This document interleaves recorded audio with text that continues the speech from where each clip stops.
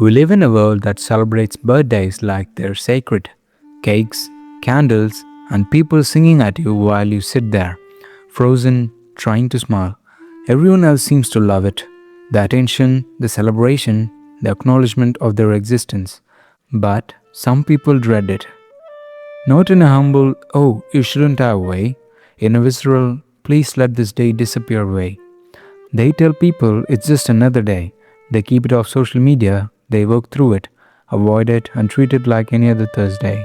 And when people find out and try to celebrate them anyway, they feel this strange mix of guilt and panic and emptiness in them. Maybe you know someone like that. Maybe you are someone like that. So here's the question: what are they really trying to avoid? Because it's not the day itself. At first, it seems like a personality thing. They're private, low maintenance, not into attention. They don't need validation from external celebrations. And sure, they'll tell you that. I'm just not a birthday person, like it's a preference. Like some people prefer chocolate and others prefer vanilla. But if you dig deeper, if you really listen, you'll notice something.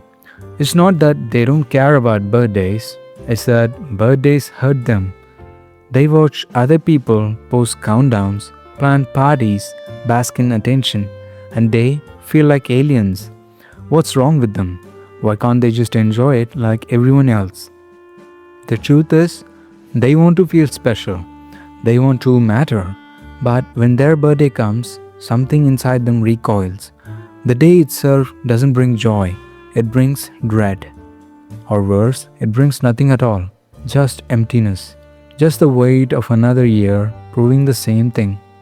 And when you ask them why, they can't always explain it. They just know that that day everyone else treats as a celebration feels like a reckoning for them. Here's what's often misunderstood. Most people who hate birthdays don't hate them theoretically. They hate them historically.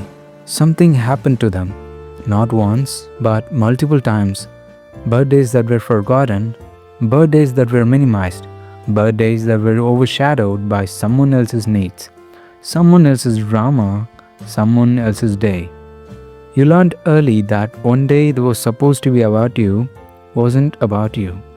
Maybe your parents forgot, not once but multiple times. You'd wake up hoping this year would be different, but it wasn't. You learned that even on the day you were supposed to matter most, you were still forgettable. Or maybe your birthday fell near a holiday, or near a sibling's birthday, or during a stressful time for the family. So it was minimized, combined with something else, treated as an inconvenience. You learned that your existence wasn't important enough to warrant its own day. Some people had birthdays that were performances for their parents. The party wasn't about you. It was about your mother showing off to other parents. You had to smile, be grateful, and perform happiness while feeling completely unseen. The celebration existed, but you didn't feel celebrated. And here's the cruel part. Every year, you hoped it would be different. Every year, you were disappointed. Until eventually, you stopped hoping. You stopped expecting. You made the day small before it could hurt you. But here's the paradox. The people who hate their birthdays are often the people who needed them most. They needed to feel seen, valued, like their existence mattered without having to earn it. A birthday is supposed to be the one day where you are celebrated just for being alive. Not for what you achieve, not for what you provide, just for existing. And that's exactly what makes it unbearable. Because if you grew up learning that your existence was conditional, that love, attention, and care had to be earned through performance, a day that celebrates your mere existence feels impossible to accept. You know what's fascinating? Psychologists have found that people with birthday aversion often struggle with something called core unworthiness. It's the deep belief that you are fundamentally not enough, not interesting enough, not lovable enough, not valuable enough to deserve attention. So, when your birthday comes, it's not just a day, it's a test. And the attention people gives you feels wrong. It feels unearned. It feels like they're celebrating someone who doesn't exist. A version of you they have invented. Not the real you, the broken you. The you that knows you're not worth celebrating. Or worse, the attention feels dangerous. Because what if they're wrong? What if they celebrate you and realize you're not worth it? What if the acknowledgement of your existence just highlights how little you actually matter? So, you avoid it. You minimize it.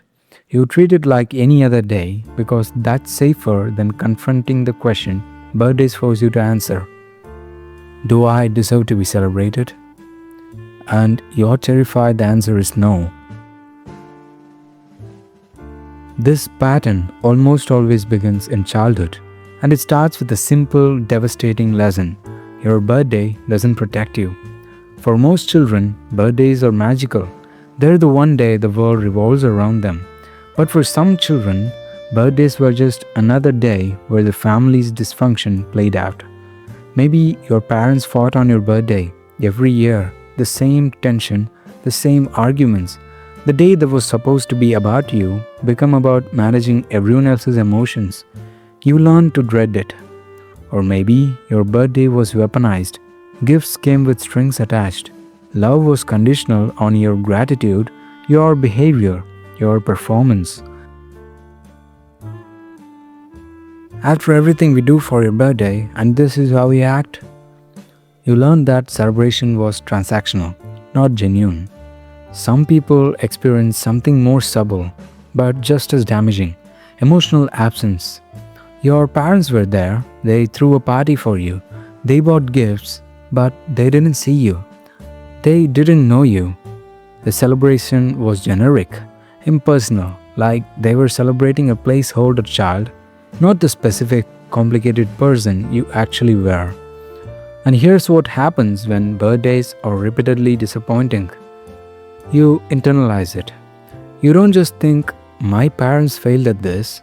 You think, I must not be worth celebrating. This disappointment becomes proof, evidence that you're fundamentally undeserving of attention, love, or acknowledgement. So now, decades later, when someone wants to celebrate you, your nervous system doesn't feel joy.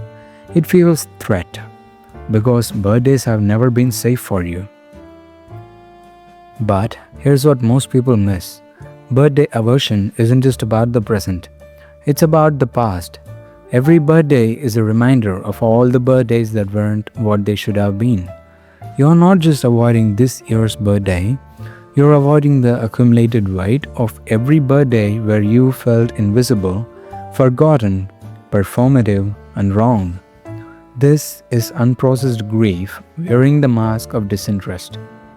And when people try to celebrate you now, with genuine love, with good intentions, it doesn't just bring joy, it brings up everything. Every disappointment, every year you wanted to matter and didn't. Every version of yourself that sat alone, wondering why you weren't enough. That's why it's so complicated. That's why you can't just let people celebrate you. Because their celebration now doesn't erase the absence then. It highlights it. You see other people who love their birthdays, who post about themselves shamelessly, who luxuriate in being the center of attention. And you feel the strange envy mixed with confusion. How do they do that? How do they accept love so easily? The answer is, they were taught that their existence was inherently valuable, that being alive was enough, that they deserved to take up space, to be celebrated, to matter without justification. You were not taught that. You were taught the opposite. And now, your birthday is an annual reminder of that lesson. And here's what it costs you. You're denying yourself something fundamental, the experience of mattering, of being celebrated simply for existing. Not because you achieved something, not because you were useful, not because you performed perfectly, just because you're here, because you were born, because your existence in and of itself has value. That's what birthdays are supposed to teach us, and you never learned it. So now you go through life believing that your worth is conditional, that attention is something you have to earn or avoid, that being seen is dangerous, that mattering is reserved for people who deserve it, and you're not one of them. You watch other people receive love easily, naturally, and you wonder why you can't. But you can't, because your nervous system learned that being celebrated leads to disappointment, that visibility leads to rejection, that hope leads to pain. So you stay small. You treat your birthday like it doesn't matter because deep down you believe you don't matter. And every year the pattern repeats. Every year the wound deepens. The child who learned that their birthday wasn't special is now an adult who can't let themselves be special. And the tragedy is, you deserved better. You always did. So, what changes it? Not forcing yourself to love birthdays, not pretending to enjoy attention you're not ready for. What changes it is this: understanding that your aversion to birthdays isn't a personality flaw, it's a wound. And wounds don't heal through shame, they heal through acknowledgement. You're not broken for hating your birthday, you're carrying the weight of birthdays that hurt you, birthdays that disappointed, birthdays that taught you that you weren't worth celebrating. But here's what you need to hear: those lessons were wrong. You deserve to wake up on your birthday and feel special. You deserved parties that felt centered to your interest. You deserved gifts that showed someone knew you.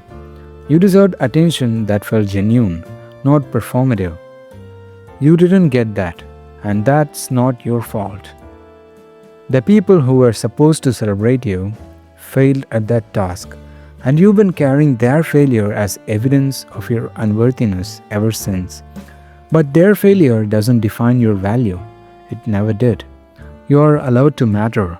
You are allowed to take up space.